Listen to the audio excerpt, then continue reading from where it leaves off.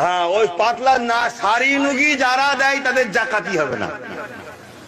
কেন? তোমার পয়সাই নয় তো তুমি শাড়ি কেনার অধিকার দিল কে তোমায়?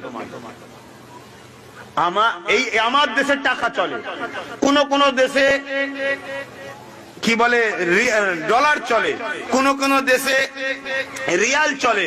যে দেশে যেটা চলে কারেন্সি যেটা, ওইটা আপনাকে দিতে হবে। আপনাকে কে বলেছে? আমার টাকা, ধরুন আপনার কাছে 50,000 টাকা আছে, আপনি 50,000 টাকা চাল কিনে যদি আমাকে দিয়ে দেন, ভাই আলেন চাল লান 50, আমি খুশি হব?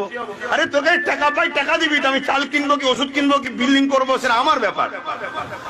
জাকাত হলো শতকরা গরিবের 2.5 টাকা, মহান সৃষ্টিকর্তা ধনীর সাথে পার্টনার গরিব।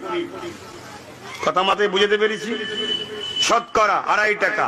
ধরুন 1 কোটি টাকা আপনার লাভ হয়েছে এই রোজা থেকে ওই রোজা, বীজখানে কত লাভ বেড়েছে কত লাভ নষ্ট হয়েছে ওটা নয়, এই রোজা থেকে ওই রোজায় যাওয়া পর্যন্ত সবকিছু খরচ করে আপনি হিসাব করে বসে দেখছেন আপনার 1 কোটি টাকা আছে।